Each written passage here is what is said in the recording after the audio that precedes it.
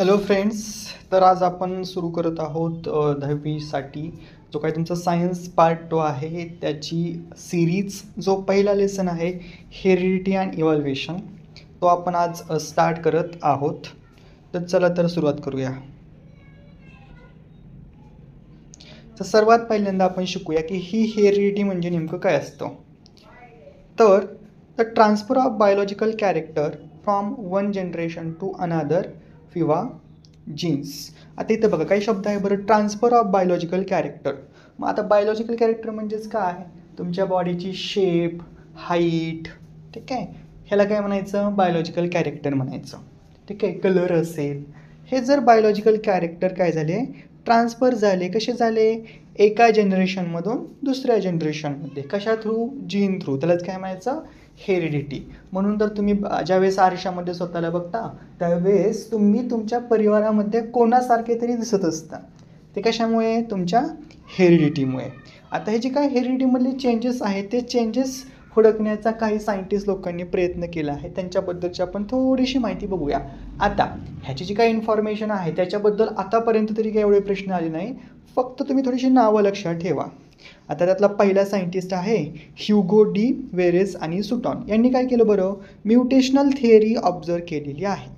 आता म्युटेशनल काय असतं ते आपण शिकणार आहोत. त्यानंतर 1944ला तीन सायंटिस्ट आहेत बघा, ट्रायो सायंटिस्ट आहेत. कोणकोणते आहेत ते? Oswald एव्हरीज, मायक्लॅन मॅककार्टीज and colon मॅकलॉइड. ह्यांनी काय केलं बरं? व्हायरस एक्सेप्ट सोडून, म्हणजे व्हायरसला सोडून जे काही सगळे लिव्हिंग ऑर्गॅनिझम आहेत ती कशापासून बनले आहे? त्यांचं DNA पासून. म्हणजे DNA काय आहे? त्यांचं जेनेटिक मटेरियल आहे असं त्यांनी सांगितलं. आणि सगळ्यात शेवट म्हणजे 1961 साली genetic Francis Jacob and John Monod propose a model for the process of protein synthesis with help of DNA bacterial cell. सगळ्यात महत्त्वाचं काम आहे. हे जे काही जेनेटिक्स आहेत, फ्रान्सिको जोकोब हे फ्रान्स कंट्रीमधले आहेत बघा. आणि जक मोनार्ड ह्यांनी काय केलं बरं? एक DNAचं मॉडेलच त्यांनी जगासमोर आणलं, जेणेकरून जीन्सबद्दल, DNAबद्दल अधिकची इन्फॉर्मेशन आपल्याला मिळू लागली. तर यामध्ये महत्त्वाचं काय? फक्त डेफिनेशन आहे हेरिडिटी. आणि नावं लक्षात ठेवायची आहेत तुम्हाला, फ्रान्सिस जोकोब्स अँड जॅक मोनार्ड. बस एवढंच लक्षात ठेवायचं आहे. त्यांनी काय केलं, बाकी काहीही लक्षात ठेवण्याची गरज नाही. नंतर पुढं आपण जाऊया. आता प्रश्न पडला असेल की ह्या हेरिडिटी किंवा हेरिडिटी कॅरेक्टरचा यूज काय आहे, तर त्याच्याबद्दल आपण थोडंसं शिकूया. बघा, the science of heredity is useful for diagnosis, treatment and prevention. 3 word आहेत. मुलांना जर याचं डिफरन्स विचारला तर मुलं खूप कन्फ्यूज होतात, चेक करतात. ठीक आहे. चेस्टवरती हात ठेवतात, बघतात ताप किती आहे, किंवा तुम्हाला जीभ काढायला सांगतात. ठीक आहे. हे सगळं बघून काय करतात डॉक्टर? तुम्हाला बेसिकली काय झालं आहे ते सांगतात, म्हणजेच तुमचं डायग्नॉसिस करतात. त्यानंतर काय करतात? तुमची ट्रीटमेंट करतात, म्हणजेच तुम्हाला इंजेक्शन देतात किंवा गोळ्या वगैरे देतात, तर तुम्हाला ट्रीटमेंट. आणि प्रिव्हेन्शन, आता त्याच्यानुसार काय होणार आहे? प्रिव्हेन्शन होणार आहे या डिसऑर्डरनुसार. तसेच production of hybrid varieties of animals and plants and industrial process in which microbes are use. ठीक आहे. आता नवीन काही प्लांटचे जे काही व्हरायटीज आहेत त्या व्हरायटीजमुळे प्रोडक्शन जे आहे फार्मरचं ते पण काय झालं आहे? वाढत आहे. तसेच ॲनिमल्स, तुम्ही हायब्रिड ॲनिमल्स बघितले असतील बघा. गावाकडे पहिल्यांदा जे काही गायी असायच्या ती सरकारी गायी असायच्या, ते काही दूध देत नव्हत्या एवढ्या. परंतु आता जे काही गावरान गायी आहेत त्या जे काही सरकारी गायी आहेत त्या काय खूप साऱ्या दूध देतात. तर ते काय आहे? हायब्रिड मॉडेल आहे. म्हणजेच त्याच्यामध्ये आपण जे काही जीन आहे ते जीन बदलून आपण परदेशी म्हणजेच फॉरेन जीन यूज केला आहे. आणि या सर्व गोष्टींचा अभ्यास किंवा रिसर्च जो केला जातो तो केला जातो हेरिडिटी म्हणजेच जीन्स यामध्ये. त्याच्यामुळे हा जो टॉपिक आहे तो खूप महत्त्वाचा आहे. सगळ्यात IMP आहे ट्रान्स्क्रिप्शन. का आहे? कारण एक्झामला हे 2 मार्कांसाठी येऊ शकतो. ठीक आहे. बघूया काय असतं. सोप्पं आहे, काहीच टेन्शन घ्यायचं नाही. ठीक आहे. बघा, त्याच्या अगोदर आपल्याला शिकायचं आहे बघा सेंट्रल डॉग्माची डेफिनेशन शिकायची. काय असतं central dogma? These proteins are synthesize by DNA through RNA. आता DNAमध्ये जे काही प्रोटीन असतात ते प्रोटीन सिंथेसाइज करणं म्हणजेच काय? व्यवस्थितपणे मिक्सचर आउट करून घेणं. ठीक आहे. जसं आपण खोबरं असेल, फुटणं असेल, त्याला कसं आपण मिक्सरमधून बारीक काढतो, त्याप्रमाणेच काय करणार आहोत आपण इथं, हे जे काही डी एन मधले प्रोटीन्स आहे त्याला आपण सिंथेसिस करणार आहोत. कुणा थ्रू? आर एन एच्या थ्रू. तर डी एन ए आणि आर एन एबद्दल तुम्ही 9वीमध्ये ऑलरेडी शिकला असाल. नसेल तर यावरती मी बेसिक एक व्हिडिओ बनवला आहे, तो तुम्ही जाऊन पहा. तर जे काही प्रोटीनचं सिंथेसिस होणार आहे D N A through R N एमध्ये, यालाच म्हणायचं आहे सेंट्रल डॉग्मा म्हणायचं आहे. डेफिनेशन विचारली जाऊ शकते सेंट्रल डॉग्माची 1 मार्कसाठी. आता बघूया ट्रान्सक्रिप्शनची definition. So transcription is defined as process by which genetic information from D N A strand is copies into complementary R N A स्टँड. आता बघा, खूप सोपं आहे, काहीच अवघड नाही याच्यामध्ये. एक प्रोसेस आहे, पद्धत आहे, जी काही जेनेटिक इन्फॉर्मेशन असेल तुमच्या डी एन एमधली ती कॉपी केली जाते. कोण कॉपी करतं बरं? आर एन ए कॉपी करतं. आता ही डायग्राम तुम्ही थोडीशी व्यवस्थित बघा. ह्या डायग्राममध्ये जर तुम्ही बघितलं ना तर तुम्हाला दिसेल की हा जो काही आर एन ए न्यूक्लिओटाईड आहे हा काय करतोय बरं? आता हा वरचा सिंगल स्टँड आहे म्हणजेच काय? R N A. Double stand म्हणजेच काय? D N A. आता डी एन एमध्ये जे काही न्यूक्लिओटाईड आहे त्याला काय करतोय? हा कॉपी करण्याचं काम करतोय. ठीक आहे. म्हणून डेफिनेशन खूप सोपी आहे. एक प्रोसेस आहे जी जेनेटिक इन्फॉर्मेशन डी एन एमधल्या स्टँडमधली कॉपी करणार आहे. कोण कॉपी करणार? आर एन एचा स्टँड कॉपी करणार. त्यालाच म्हणायचं ट्रान्सक्रिप्शन. अगदी सोपं आहे, काहीच अवघड नाही याच्यामध्ये. चला बरं, माझ्यासोबत तुम्ही लर्न करा आता पटापट. Transcription is defined as process by which genetic information from DNA strand is copies into the complementary RNA strand. Video pause करायचा, वहीमध्ये ह्याला 2 वेळेस लिहायचं आणि 5 वेळेस वाचायचं. ॲटोमॅटिक लर्न होऊन जाणार आहे आणि तुमचे 2 मार्क फिक्स होणार आहेत. चला तर पुढं बघूया आपण आता. पुढची डेफिनेशन आहे बघा, ट्रान्सलेशन. हे सुद्धा महत्त्वाचं आहे. का महत्त्वाचं आहे? कारण हे सुद्धा तुम्हाला परीक्षेमध्ये 2 मार्कांना येतो. ठीक आहे. मग बघा डेफिनेशन काय आहे. The code of each amino acid consist of 3 nucleotide. It is called triplet codon. आता 9वीमध्ये तुम्ही शिकलात की जे काही न्यूक्लिओटाईडचे कोड असतात ते कोड काय असतात बरं? ॲडेनिन, गॉनिन, सायटोसिन, युरेसाइल किंवा थायमिन, हे 4 कोड असतात बरोबर. परंतु याच्यामध्ये अमिनो ॲसिडच्या कंटेंटमध्ये फक्त 3च न्यूक्लिओटाईड असतात, फक्त 3च कोड असतात. मग 3 असतात, 3ला आपण काय म्हणतो? ट्रिपलेट कोड आहेत म्हणून कोडॉन. ट्रिपलेट कोडॉन 1 मार्कसाठी परीक्षेला डेफिनेशन येऊ शकते. किती सोपी आहे. The code of each amino acid consist only 3 nucleotide is called triplet codon. झालं. आता पुढं बघूया आपण ट्रान्सलेशनची डेफिनेशन. ह्या कोडॉनवरूनच येते बघा. So translation is process by which genetic information encoded in a messenger RNA. ठीक आहे. आता हे काय जेनेटिक इन्फॉर्मेशन, आपली जीनमधली इन्फॉर्मेशन जी काय आहे ती आपल्याला करायची एनकोडेड करून घ्यायची. आता हा एनकोडेड कोण करून घेणार तुमचा? आपण ट्रान्सक्रिप्शनमध्ये शिकलो आहोत. कोण करतं ते? आर एन ए करतो. आता आर एन एमध्ये तर specific M R N A. R N एचे 3 टाईप. पहिला कोणता? M R N A. दुसरा कोणता? R R N A. तिसरा कोणता? T R N A. पहिला एम आर एन ए, दुसरा आर आर एन ए आणि तिसरा काय? T R N A. ठीक आहे. हे तुम्हाला माहीत असेल.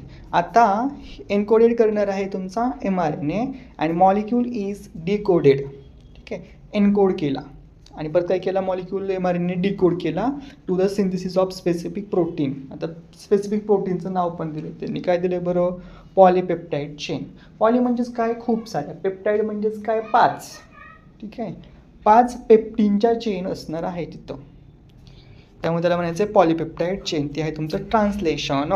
व्हिडिओ स्टॉप करायचा आहे, 2 वेळेस वाचायचा आहे, 2 वेळेस लिहायचा आहे, डेफिनेशन पाठ करून टाकायचे आहे, 2 मार्क फिक्स करून टाकायचे आहेत. आता पुढं बघूया आपण. सगळ्यात शेवटची डेफिनेशन आहे ट्रान्सलोकेशन. हे पण 2 मार्काला परीक्षेला येते. The ribosome keeps on moving from one end of M R N A to other end. ट्रान्सलेशनमध्ये तुम्ही शिकलात की एम आर एन ए काय करतो बरं? डिकोडेड करतो. ठीक आहे. आणि काय होतं तिथं? ट्रान्सलेशन होतं. ट्रान्सलोकेशन आहे. ठीक ठीक आहे. मग एका एंडपासून दुसऱ्या एंडपर्यंत mRNA काय करणार आहे, नेणार आहे. आणि हे जे काही डिस्टन्स आहे ट्रिपलेट कोडॉनचं जे काही सर होणार आहे त्यालाच म्हणायचं आहे ट्रान्सलोकेशन. तर पटापट हे नोट डाऊन करून घ्यायचं आणि लिहायची आहे डेफिनेशन. 2 मिनिटाच्या आत पाठ झाली पाहिजे. पुस्तकात खूप सारा गोंधळ आहे. त्या गोंधळात होईल नाही होईल माहीत नाही. हे बघायची आहे, नोट डाऊन करून घ्यायची आहे आणि लगेच लर्न करायची. 2 मार्क्सची आहे. पुढं बघूया आपण काय आहे. एक इन्फॉर्मेशन आहे, याच्यावरती तुम्हाला 2 मार्काला प्रश्न विचारला जाऊ शकतो एक्झाममध्ये. बघा काय आहे, doctor Hargobind Khorana a scientist of Indian origin. आता इंडियन ओरिजिन म्हणजे काय असतं, नाव कसं वाटतं, इंडियन वाटतं बरोबर. म्हणजेच ह्यांचे ओरिजिन म्हणजेच काय, ह्यांचे पूर्वज भारतामधले होते पण हे दुसरीकडे राहायला गेले, मग याला म्हणायचं Indian origin. Has made an important contribution in discovery of triplet codon. Triplet कोडॉनची जी काही डिस्कवरी आहे त्याच्यामध्ये ह्यांचं मेन इम्पॉर्टन्स काम आहे. किती केले, 20 अमिनो ॲसिडचे ट्रिपलेट कोडॉन यांनी डिस्कवर केलेले आहेत. For this work he was been awarded Nobel prize. मोठं प्राईज आहे रिसर्च फील्डमधलं. प्रत्येक फील्डमध्ये दिलं जातं. ठीक आहे. लिटरेचरमध्ये दिलं जातं, पीसमध्ये दिलं जातं, सायन्समध्ये दिलं जातं. ठीक आहे. अदर 2 सायंटिस्ट म्हणजेच 3 जणांना हे भेटलेलं आहे. पुढं बघूया म्युटेशन. खूप इम्पॉर्टंट कन्सेप्ट आहे म्युटेशन. बघा काय असतं, any nucleotide of the gene change it position that cause of minor change which is nothing but the mutation. आता न्यूक्लियोटाइड म्हणजे तुम्हाला समजलं. ठीक आहे. ॲडेनिन, गॉनिन, सायटोसिन, थायमिन हे काय न्यूक्लियोटाइडचं सिक्वेन्स आहे. आता हे जे काही न्यूक्लियोटाइड असतील त्यांचा जो काही जीनचं जी काही पॅटर्न किंवा पोझिशन आहे ती काय करणार, ते चेंजेस करणार आहेत, मायनर चेंज करणार, त्यालाच काय म्हणायचं, म्युटेशन म्हणायचं आहे. आता बघा मेन सिक्वेन्स काय आहे, थायमिन, ॲडेनिन, सायटोसिन, थायमिन, गॉनिन. ठीक आहे. आता रिप्लेसमेंट काय होते बरं, ह्या गॉनिन आणि ॲडेनिनला काढून कोण येते बरं, ह्या TGA म्हणजेच थायमिन, गॉनिन आणि सायटोसिनला ढकलून देते आणि गॉनिन आणि ॲडेनिन तिथं येत आहे. म्हणजेच काय, कुणामध्ये चेंज होत आहे, तुमच्या न्यूक्लियोटाइडमध्ये. म्हणून काय म्हणायचं, त्याला म्युटेशन म्हणायचं. लक्षात ठेवायचं म्युटेशन म्हणजे स्मॉल चेंजेस. ठीक आहे. बेसिक आहे, म्हणजेच हे तुम्ही तुमच्या डेली लाईफमध्ये पण म्हणू शकता. आता पुढे एक्झाम्पल आहे म्युटेशनचं. Some mutations may minor but some may be considerable. काही म्युटेशन जे असतात ते खूप मायनर असतात म्हणजे खूप छोटे असतात, परंतु काही जे असतात ते खूप कन्सिडरेबल म्हणजे मोठे असतात. एक्झाम्पल दिलं आहे, mutation may cause other genetic disorder like sickle cell anaemia, red blood cell related disease आहे, जे तुम्ही ऑलरेडी शिकलेलं आहात 9th स्टँडर्डमध्ये. ठीक आहे. पुढं खूप इम्पॉर्टंट टॉपिक आहे इव्हॉल्वेशन. ठीक आहे. तुमच्या पुस्तकात बरगच असा मोठा पॅरेग्राफ दिला आहे, फुल पेजचा आहे. त्याला आपण काय केलेलं आहे, एका स्मॉल पोर्शनमध्ये त्याला डिवाईड केलेलं आहे की पॉईंट्समध्ये. सगळ्यात पहिल्यांदा इव्हॉल्वेशन म्हणजेच काय, gradual changes in living organism over a time. Gradual म्हणजेच काय, हळूहळू होणारे बदल. कुणामध्ये होतात, लिव्हिंग ऑर्गॅनिझममध्ये होतात. कसे, जसं वेळ जाईल तसा तसा. त्यामुळे डेफिनेशन लक्षात ठेवायचे आहे. आता लाईफची ओरिजिन कधी झाली बघूया आपण. Life began on 3.5 billion years ago from the simple compound. Simple compound कधी 3.5 billion years ago. लक्षात ठेवायचं आहे. प्रोसेस कशी झाली बघा, सेल फॉर्मेशन झाल्या, त्याच्यामध्ये व्हेरिएशन आलं आणि नॅचरल सिलेक्शन झालं. ठीक आहे. हे झाली प्रोसेस लाईफ फॉर्मेशनची. बायोडायव्हर्सिटी कशी बरं बघा, आता स्मॉलेस्ट काय आहे, अमिबा. सगळ्यात मोठा ॲनिमल कोणता, वेल. ठीक आहे. तसेच प्लांटमध्ये काय, कॉलरा. आणि मोठं प्लांट कोणतं, बनियान ट्री. बनियान ट्री म्हणजेच काय, वटवृक्ष.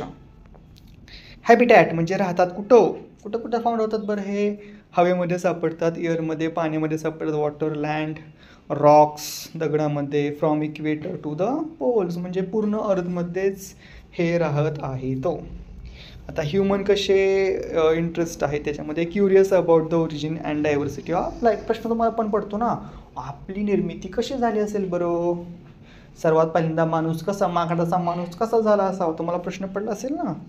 त्याच्यामध्ये ह्युमनचं काय इंटरेस्ट आहे. मग थेअरी काय आहे, gradual development is accepted explanation. ठीक आहे. आता कसं एक्सप्लेनेशन केलं जातं, कसं ॲक्सेप्ट केलं ते आपण पुढे शिकणार आहोत. इव्हिडन्स ऑफ इव्हॅल्युएशन खूप महत्त्वाचा टॉपिक आहे. 6 इव्हिडन्स आहेत. तर 6पैकी आता आपण 2 बघणार आहोत, उरलेले पार्ट 2 मध्ये बघणार आहोत. परीक्षेला 6पैकी कोणत्याही एखाद्या एव्हिडन्सवरती किंवा 6पैकी 4 एव्हिडन्सची नावं तुम्हाला लिहावी लागतात एक्झाममध्ये. कंपल्सरी प्रश्न येतो 2 मार्कसाठी, लक्षात ठेवायचे 2 मार्क. आणि हा जो लेसन आहे ना, हा लेसन आहे कमीत कमी 3 मार्क, जास्तीत जास्त 5 मार्क, 3 and 5 मार्क, लक्षात ठेवा. तर पहिलं इव्हिडन्स आहे बघा, मॉर्फोलॉजिकल इव्हिडन्स. बघा हे जर डायग्राम तुम्ही बघितले, डायग्राममध्ये दिसतो तुम्हाला डॉग, शीप, फॉक्स. जे काही नॉस्ट्रिल्स म्हणजे नाकाचा जो काही पार्ट आहे तो काय आहे, दिसतो जरा सेम दिसतोय. डोळे पण बघा प्रत्येकांचे थोडे सिमिलर दिसतात, करेक्ट. तसं सेम जे काही 3 हे जे काही वेगवेगळे प्लांट आहेत, पहिला तर आहे आंबा, चिक्कू आणि पेरू. ह्यांची काही लीफ व्हेरिएशन्स दिसते, ती पण कशी दिसते, सेम दिसते. मग आपल्याला मॉर्फोलॉजिकल म्हणजेच काय, सगळ्यात मोठा प्रश्न पडतो. Sir morphological means physical appearance, म्हणजेच आपण जर डोळ्याने त्याला बघितलं तर ते कसं दिसतं, त्याला म्हणायचं मॉर्फोलॉजिकल.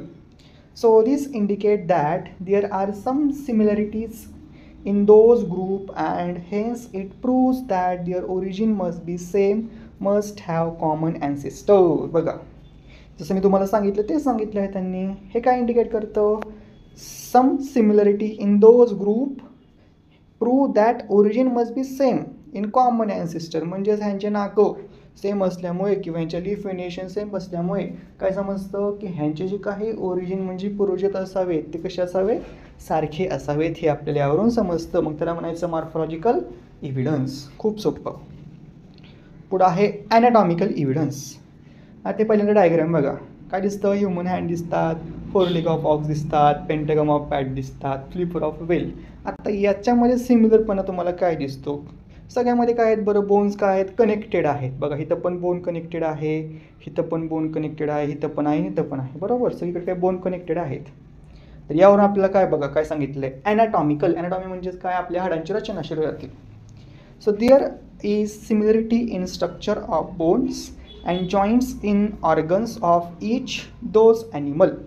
शब्द बघा, similarity in structure of bones, बोनमधल्या स्ट्रक्चरची सिमिलरिटी, सारखेपणा. आणि जॉईंट्स ऑफ ऑर्गन्स म्हणजेच वेगवेगळे ऑर्गन कसे जॉईंट झालेले आहेत त्या ॲनिमलचे. आता ही जी काही सिमिलरिटी आहे ती काय आहे, कॉमन आहे सगळ्यांची, बरोबर. सगळ्यांचीच काय आहे, जॉईन आहेत. म्हणजेच ह्यांचे पण ॲन्सेस्टर एकच असावेत का, हा प्रश्न पडतो. म्हणून त्याला म्हटलं आपण ॲनाटॉमिकल इव्हिडन्स.